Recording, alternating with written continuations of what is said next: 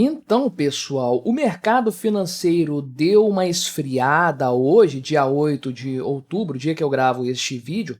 A bolsa de valores caiu, o dólar subiu, né? Pois é, aquela situação típica causada por algum evento um pouco mais caótico. E neste dia específico, o tal evento caótico se chama China. Pois é, China novamente dando trabalho para os mercados. Aquele recente pacotaço de estímulo que o governo chinês havia prometido fazer este ano ainda e provavelmente vai levar adiante, aumentando o endividamento público para tentar fomentar uma economia que já é praticamente uma economia zumbi, esse pacote prometido animou os ânimos do mercado, a bolsa subiu bastante, algumas empresas como a Vale tiveram uma valorização considerável nos últimos dias, até o dólar deu uma acalmada aí nesse inteirinho aí.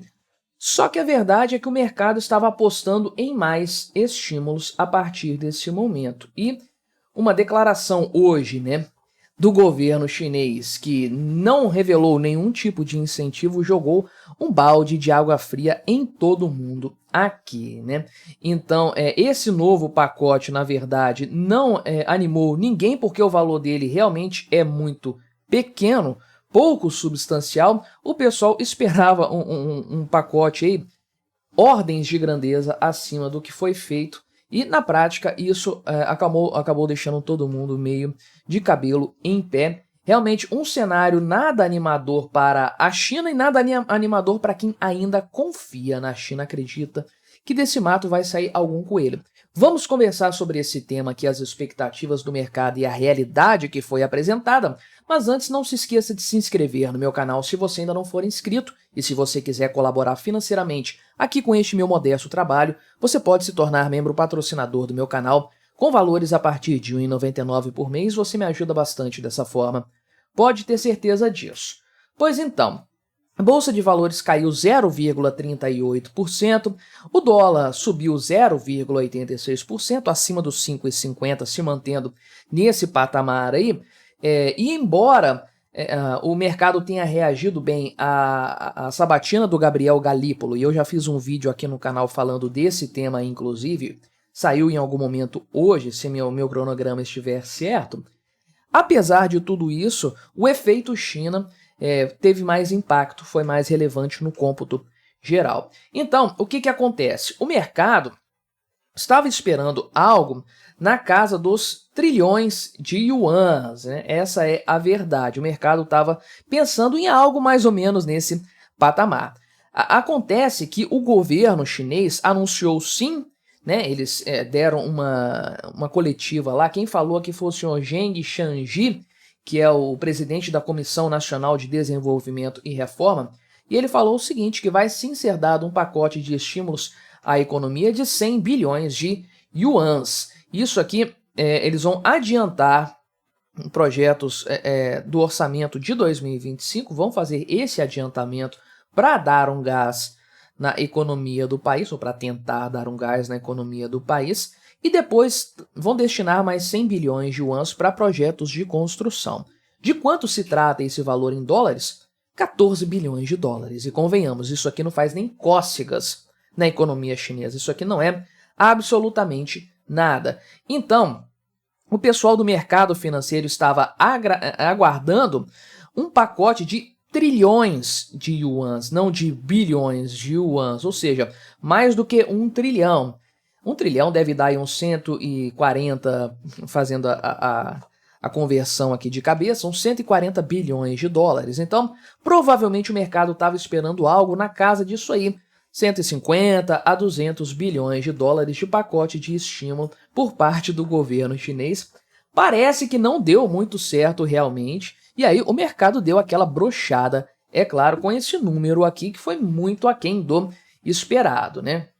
Além disso, as projeções para setembro da economia chinesa já foi ótimo, né? Já mostram um indício de desaceleração. Sim, de novo, já estava desacelerando nos meses anteriores, vai desacelerar ainda mais, né? E aí, as bolsas asiáticas despencaram, a Hang Seng aqui caiu mais de 9%, despencou realmente porque todo mundo estava esperando algo mais substancial por parte do governo da China. O senhor Li Qiang, né, o premier da China, primeiro-ministro lá, falou que todo mundo tem que ter cautela neste momento aqui, cautela com medidas econômicas, né, porque o governo tem que pensar melhor isso aqui no que vai fazer e tal.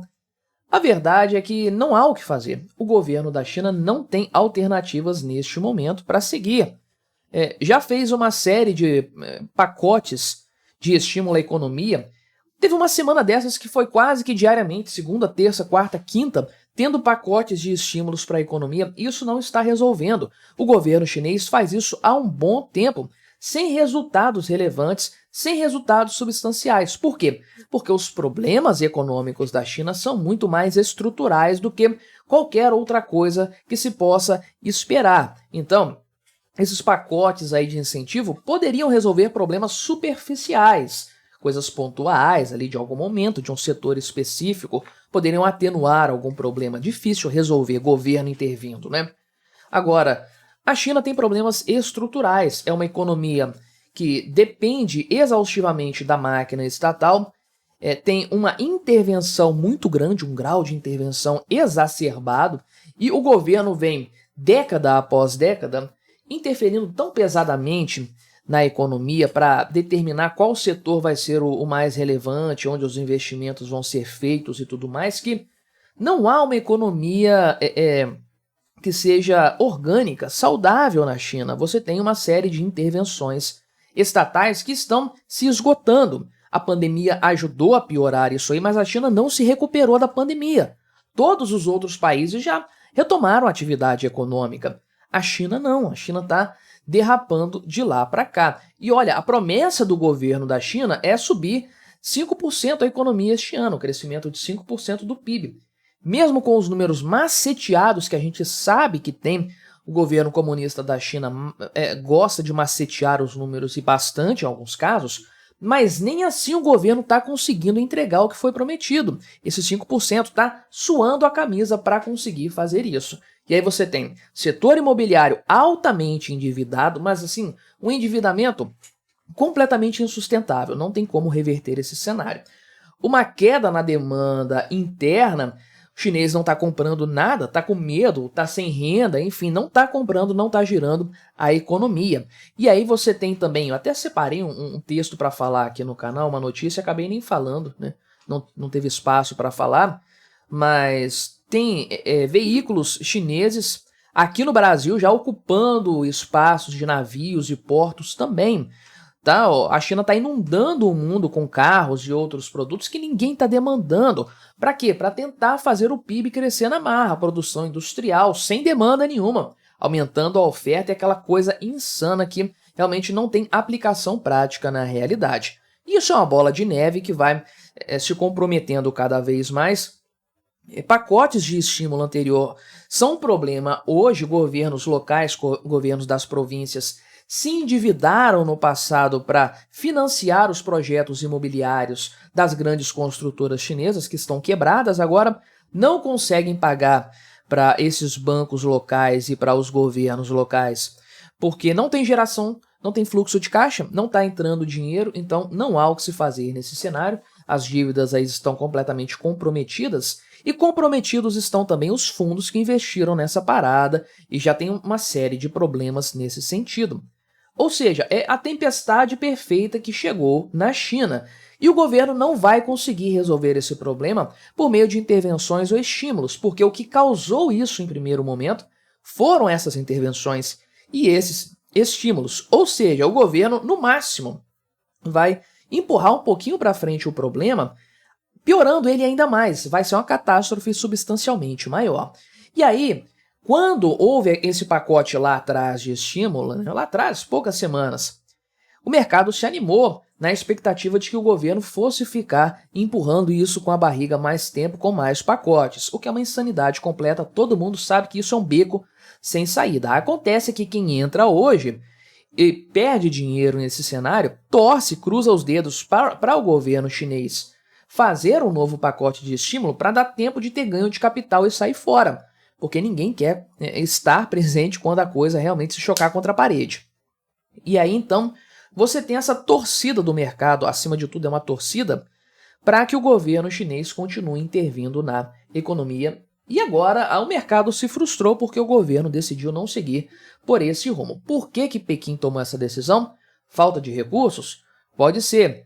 Estão revertendo, tentando reverter esse cenário de intervenções para limpar um pouco a economia, mesmo sabendo que isso pode custar caro? Talvez. Por que não? A verdade é que vários setores brasileiros aqui levaram ferro, né? Várias empresas aqui, inclusive. A Vale tinha subido muito aqui, né? Só que produtos metálicos caíram bastante, porque realmente isso indica que a demanda chinesa vai cair. Enfim, o mercado se precipitou, como é comum acontecer, levou um balde de água fria de fato. Agora, quem acredita, confia que a China é viável no longo prazo e que vai ser um país, uma economia pujante, do jeito que ela era no passado, aquela coisa maquiada toda pela intervenção estatal por muito tempo no futuro, quem faz isso, quem toma suas decisões com base nesse cenário, merece perder dinheiro, essa é a verdade. E se você quiser ver outra análise que eu fiz a respeito da situação econômica da China, vou deixar recomendado este vídeo aqui do lado para você continuar assistindo aqui no canal. Não se esqueça de se inscrever por aqui se você ainda não for inscrito e até a próxima.